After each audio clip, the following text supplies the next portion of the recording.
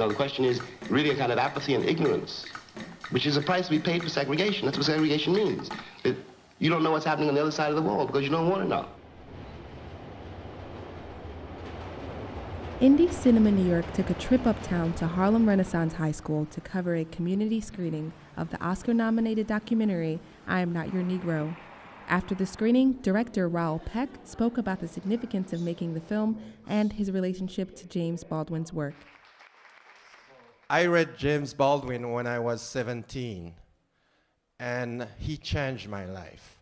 As a young black boy, I was not sure who I was, where I was, in what kind of reality I was living in.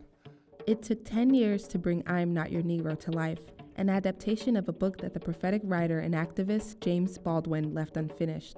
Through the film, Peck aims to explore the history of racial tension in America, as well as a misrepresentation of black people on screen.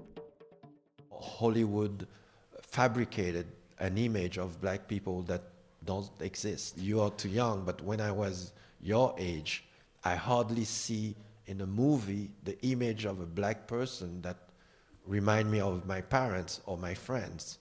You know, I had to find a way to see my own image. In his manuscript, Baldwin reflected on the assassinations of his three friends, Malcolm X, Martin Luther King Jr., and Medgar Evers. Peck connects the turbulent past of the civil rights movement with the present day of Black Lives Matter.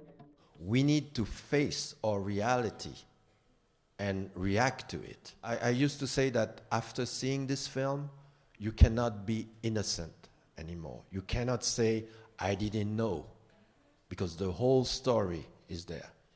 Baldwin's own story began at Harlem Renaissance High School in these very same halls and classrooms. It's here that he started to read, write, and ask the kind of critical questions that continue to influence others decades after his passing. What would Baldwin say about the education today?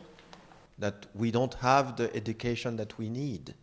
You know, we are not equal. You know, we are in a republic where equality is supposed to be part of the Constitution, but we are not.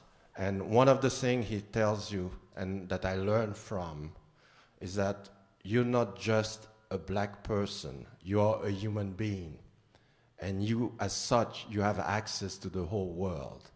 And that you should never let anybody define who you are. Peck's words were important to make Baldwin's legacy accessible to a new group of young minds. We were fortunate enough to talk to Peck about the responsibility that the audience bears when watching this rare and powerful film. And when I experience this film as a black woman, I feel different about it. Now, how are white audiences experiencing the film?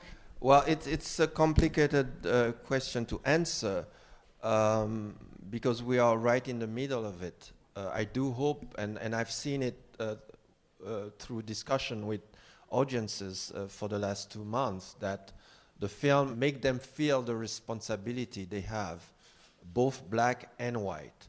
And Baldwin also have this incredible capacity to speak to you, whoever you are, in a very humanistic way.